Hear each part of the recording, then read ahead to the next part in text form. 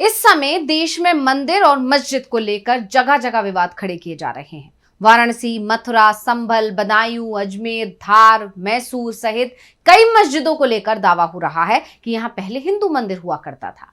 कई मस्जिदों के तो सर्वे के आदेश भी दिए जा चुके हैं। और इन सब के बीच सुप्रीम कोर्ट के पूर्व जस्टिस रोहिंटन नरीमन का एक बयान सामने आया है और उन्होंने अपने बयान में न्यायपालिका पर ही सवाल खड़े कर दिए हैं। तो अयोध्या को लेकर उन्होंने जो बयान दिया है उससे हंगामा खड़ा हो गया है। जस्टिस नरीमन ने दावा किया है कि अयोध्या को लेकर सुप्रीम कोर्ट की संवैधानिक पीठ ने जो फैसला सुनाया वो देश के धर्मनिरपेक्षता के ताने बाने से मेल नहीं खाता है। साथ ही उन्होंने बाबरी विध्वंस के मामले में बीजेपी और हिंदूवादी संगठन के नेताओं को बरी किए जाने के फैसले पर भी सवाल खड़े कर दिए।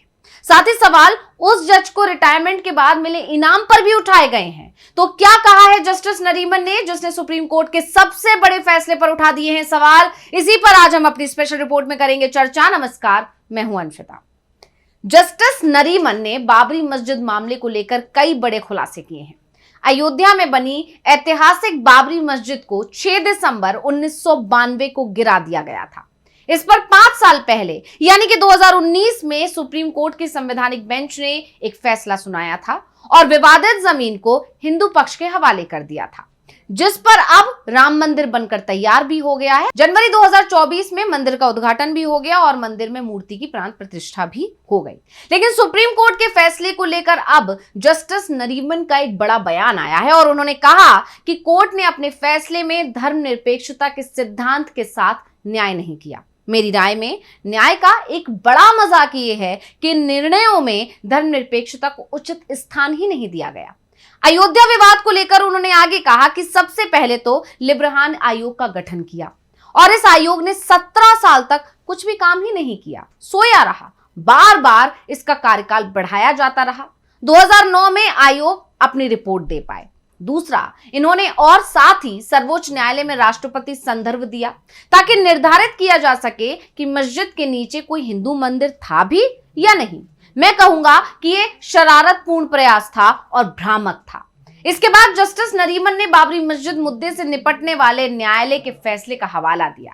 डॉक्टर एम इस्माइल फारूकी बनाम भारत सरकार 1994 का जिक्र किया, जिसमें अयोध्या क्षेत्र अधिग्रहण अधिनियम 1993 की वैधता और राष्ट्रपति संदर्भ पर सुनवाई हुई थी। इसमें यह तय करने की कोशिश की गई थी कि बाबरी मस्जिद के नीचे कोई हिंदू मंदिर था भी या नहीं।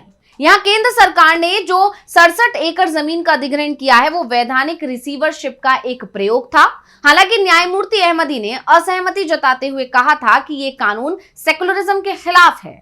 जस्टिस नरीमन ने आगे कहा कि तत्कालीन सीजेआई रंजन गोगोई की अध्यक्षता वाली सुप्रीम कोर्ट की 5 जजों की पीठ ने सर्वसम्मति से फैसला सुनाया था कि अयोध्या में 2.77 एकड़ की पूरी विवादित भूमि राम मंदिर के निर्माण के लिए सौंप दी जानी चाहिए। और इसके साथ ही न्यायालय ने यह भी कहा था कि मस्जिद के निर्माण के लिए सुन्नी वक्फ बोर्ड को 5 एकड़ का वैकल्पिक भूखंड आवंटित किया जाना चाहिए।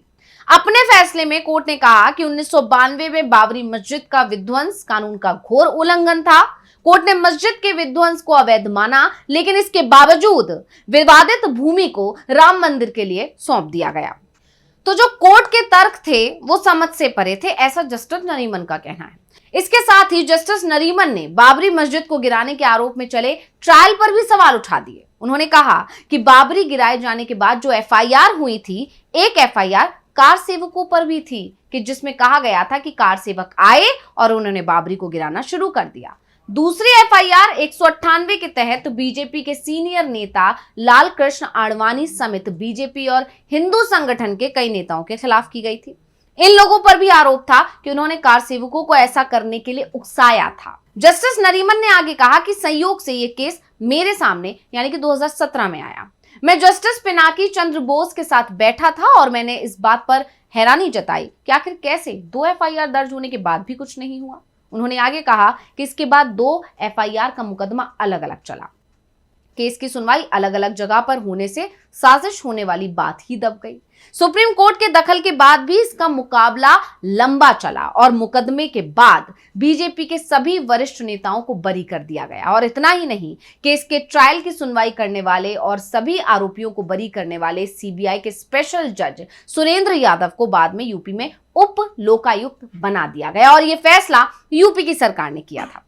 आपको यह भी बता दें कि यूपी में सरकार बीजेपी की ही थी, फैसला योगी सरकार ने किया था। बता दें कि सितंबर 2022 में रायबरेली की विशेष अदालत में बाबरी ढांचा गिराने की साजिश रचने के आरोपों से लालकृष्ण आडवाणी, कल्याण सिंह, उमा भारती और मुरली मनोहर जोशी जैसे नेताओं को बरी कर दिया गया था।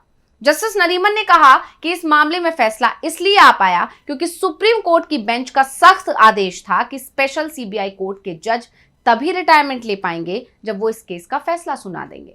इस तरह सख्ती की गई, लेकिन अंत में पता चला कि उन्होंने सभी आरोपियों को बरी कर दिया। उन्होंने 3.5 साल तक केस को सुना और फिर फैसले पर पहुंचे। यही नहीं, सभी को बरी करने के बाद वो यूपी के उप लोकायुक्त भी बनाए गए। जस्टिस नरीमन ने अयोध्या मामले में सुप्रीम कोर्ट के फैसले पर कई सवाल खड़े किए, लेकिन फैसले के एक मुद्दे की जमकर तारीफ भी की। उन्होंने कहा कि अयोध्या मामले में सुप्रीम कोर्ट के फैसले के 5 पेज उम्मीद जगाने वाले थे। इन 5 पेजों में 1991 के पूजा स्थल अधिनियम यानी कि प्लेसेस ऑफ वर्शिप एक्ट की पुष्टि की गई थी। संविधान पीठ के इस फैसले के वो 5 पेज देश भर में चल रहे उन मुकदमों का जवाब हैं जिनमें मंदिरों के ऊपर कथित रूप से बनाई गई मस्जिदों के सर्वे की मांग की गई है।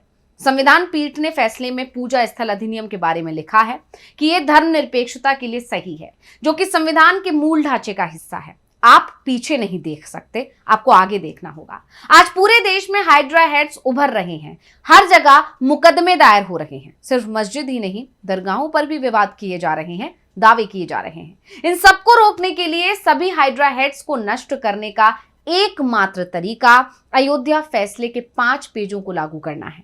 इस फैसले को प्रत्येक जिला न्यायालय और उच्च न्यायालय के समक्ष पढ़ा जाना चाहिए ताकि विभिन्न धार्मिक संरचनाओं के खिलाफ होने वाले इस तरह के दावों को रोका जा सके, क्योंकि ये फैसला शीर्ष अदालत का है। जस्टिस नरीमन ने आगे कहा कि 2019 के बाद विशेष रूप से उत्तर भारत में दीवानी अदालतों में कई मामले दायर किए गए हैं जिनमें मस्जिद बनाने के लिए इतिहास में कथित तौर पर नष्ट किए गए मंदिरों की पुनर्स्थापना की मांग की गई है।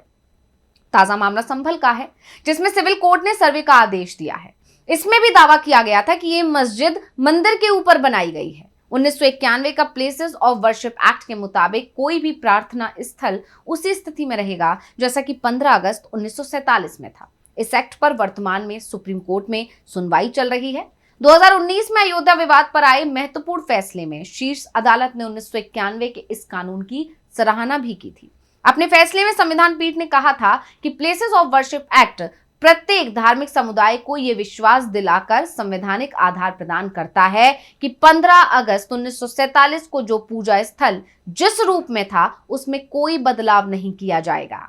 ये कानून सभी धर्मों की समानता और धर्मनिरपेक्षता को बनाए रखने के दायित्व को पूरा करता है, जो संविधान की मूल विशेषताओं का हिस्सा है। शीर्ष अदालत ने अपने फैसले में यह भी कहा कि प्लेसेस ऑफ वर्शिप एक्ट भारतीय संविधान के तहत धर्मनिरपेक्षता के प्रति हमारी प्रतिबद्धता को लागू करने की दिशा में एक दायित्व है। इसलिए यह कानून भारतीय राजनीति की धर्मनिरपेक्ष विशेषताओं की रक्षा के लिए बनाया गया एक विधायी साधन है।